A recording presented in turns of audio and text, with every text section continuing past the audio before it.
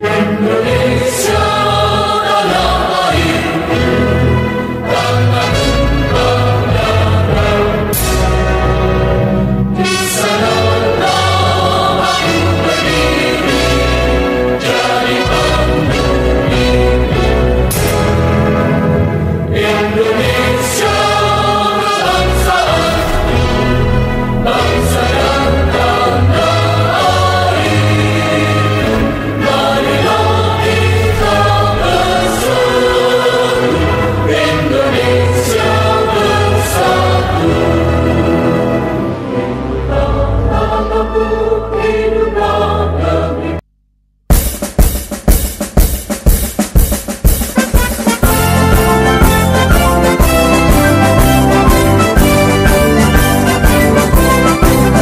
Marilah kita selalu ingat Allah, zikirlah hidupkan jiwa abadi.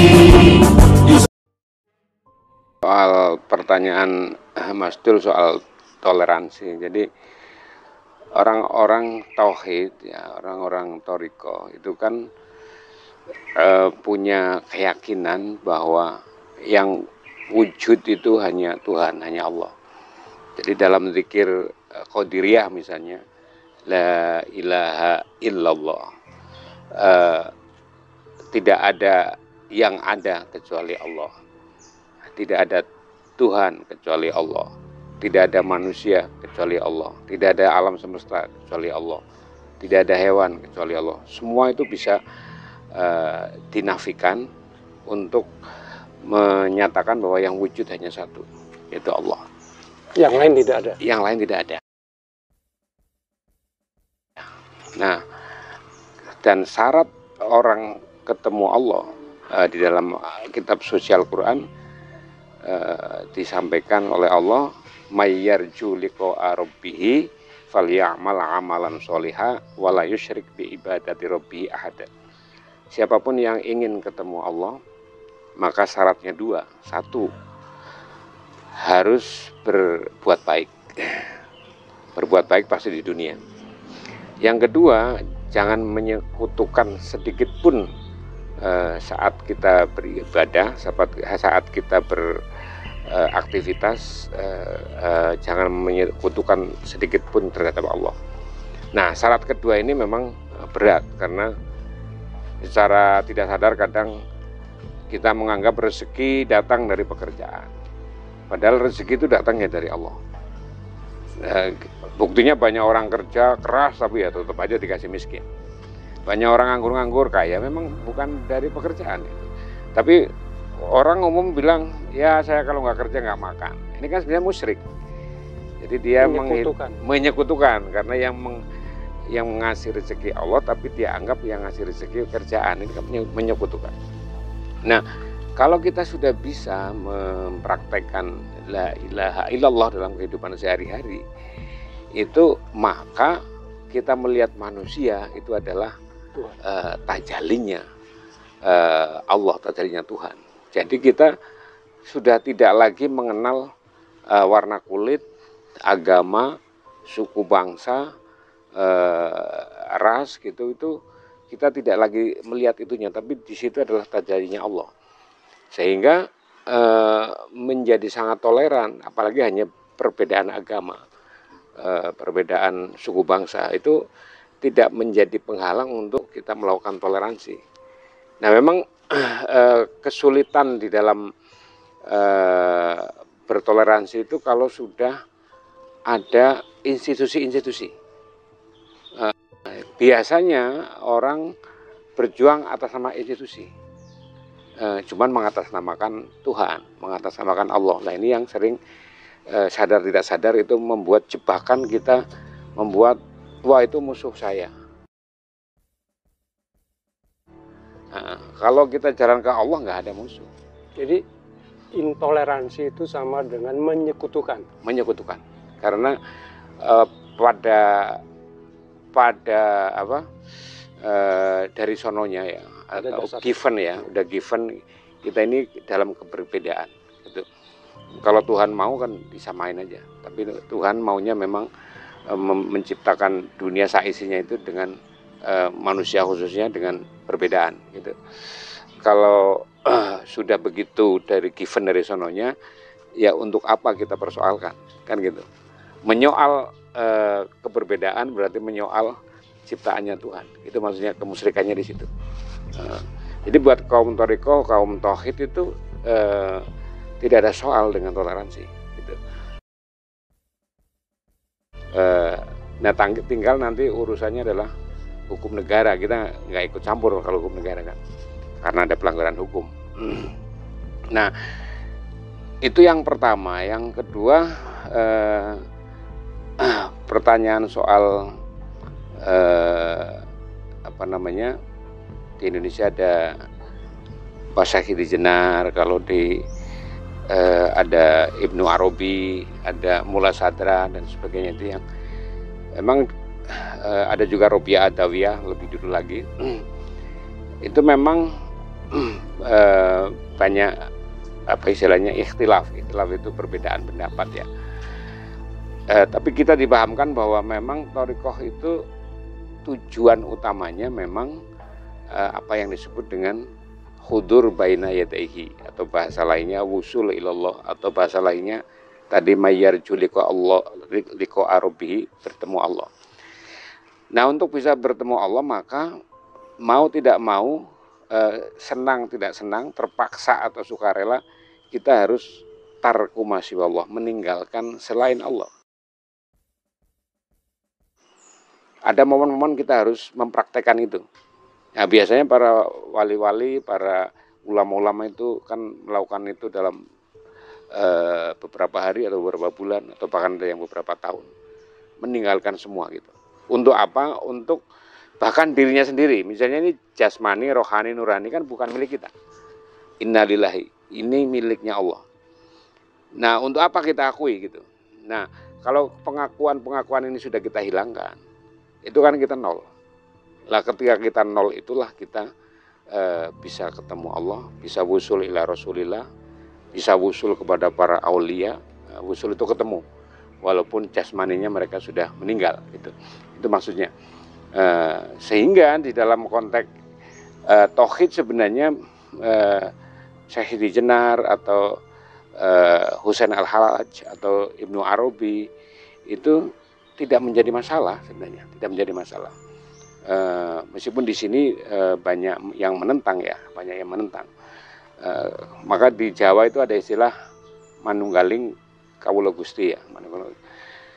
Sebenarnya orang kalau sudah meniadakan diri, kita kan syarat ketemu Allah itu harus fana. Fana itu tiada. Fana itu ada dua, mati sebelum mati, atau hilang sebelum mati, atau tiada sebelum mati. Itu pertama. Jadi di Al-Hikam karya Ibnu Athaillah As-Sakandari, ini murid dari Syekh Abil Hasan Asyadzili, guru besar thariqah. Jadi Syekh Ibnu Athaillah As-Sakandari ini murid dari mursyid besar Abil Hasan Asyadzili qaddasallahu sirrahu, itu menulis kitab Al-Hikam. Itu syarat orang ketemu Allah itu dua. Satu fanaul kubro, itu kematian, itu pasti ketemu Allah. Yang kedua al-fanaul ladzi yu'inuhu ta'ifah, jadi fana yang dibantu oleh masyarakat. Dalam arti kita hidup bersama masyarakat, tapi kita bisa insannya itu tetap bersama Allah. Jasmaninya kita biasa bekerja, beraktivitas gitu, tapi insannya selalu bersama Allah, dan menganggap diri kita sudah nggak ada.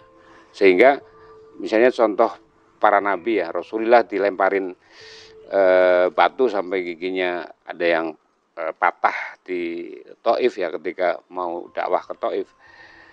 Kenapa Rasulullah nggak membalas gitu? Apakah dia nggak sakit gitu? Iya, secara jasmani sakit lah gitu. Tetapi kenapa nggak membalas? Karena pasti dia sudah menyatakan saya ini nggak ada. Ya, untuk apa membalas gitu? Yang melempar itu juga Allah juga yang memerintahkan hatinya orang-orang Taif yang menolak Nabi berhijrah ke situ kan gitu. Kalau Nabi masih merasa ada kan pasti membalas. Nah itu salah satu contoh para wali samalah, banyak yang dibully, banyak yang dianggap sesat, banyak yang dianggap reneh, ya biasa saja dia. Karena yang insannya selalu bersama Tuhan. Nah, sehingga tidak terpengaruh seperti kita hidup di ikan hidup di laut. Berhari-hari berbulan-bulan hidup di laut tetap aja nggak asin kan, nggak ada pengaruhnya. Meskipun air laut adalah asin gitu, ibaratnya begitu. Sehingga kembali ke pendapat-pendapat Ibnu Arabi, kemudian Syekh Jenar atau bahkan Ibnu Arabi itu sebenarnya tidak ada yang salah gitu, tidak salah.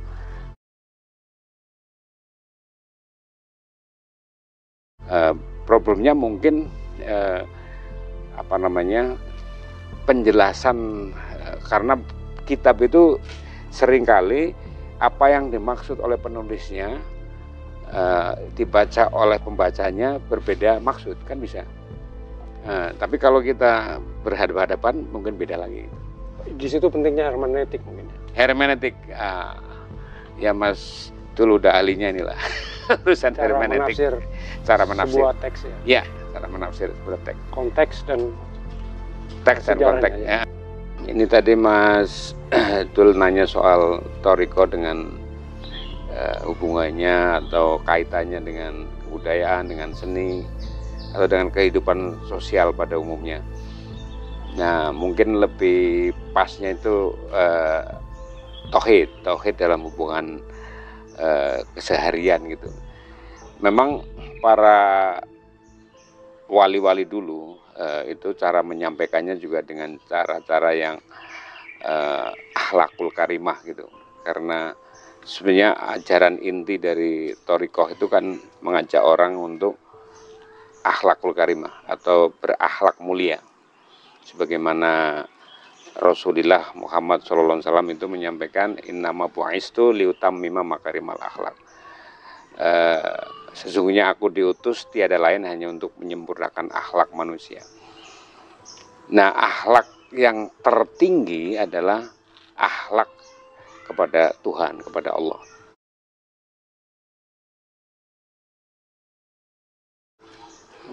Akhlak itu bukan berarti kita ketemu orang munduk-munduk gitu, bukan. Akhlak tertinggi kepada Allah itu adalah mengembalikan semua miliknya Allah yang dititipkan kepada kita. Jasmani, rohani, nurani, itu semua miliknya Allah. Itu yang dalam diri kita, apalagi yang di luar kita. Luar kita itu harta, benda, anak, jabatan, kedudukan, itu semua miliknya Allah.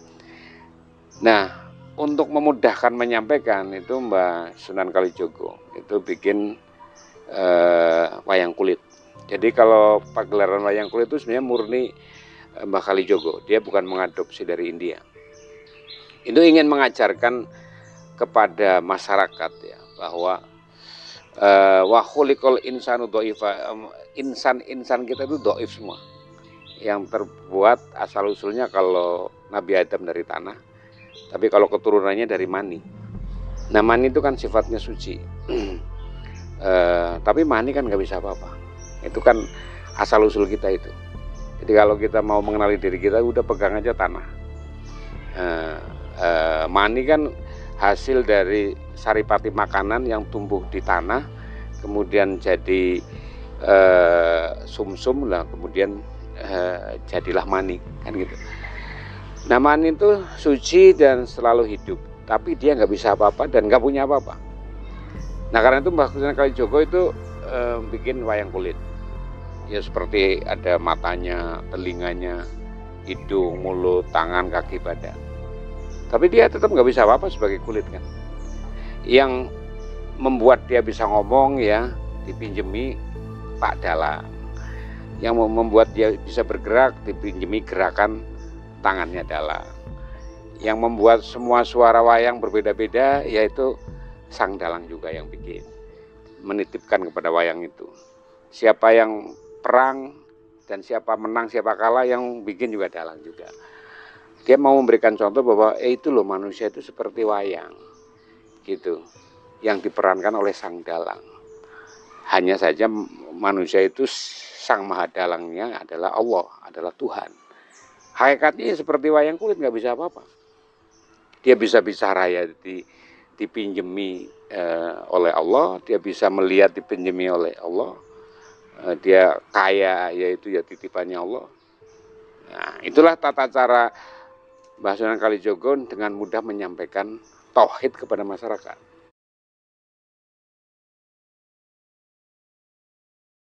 Nah, buat masyarakat dulu yang belum tahu tata cara bebersih, itu di depan pagelaran wayang dikasih air, bersuci dulu kakimu. Lama-lama diajari mensucikan badan, berwudu dan sebagainya, itu secara kebudayaan menggunakannya gitu. Metode itu sampai sekarang masih bertahan. Nah, jadi sangat erat kaitan tauhid, thariqah dengan kebudayaan, Mas, gitu.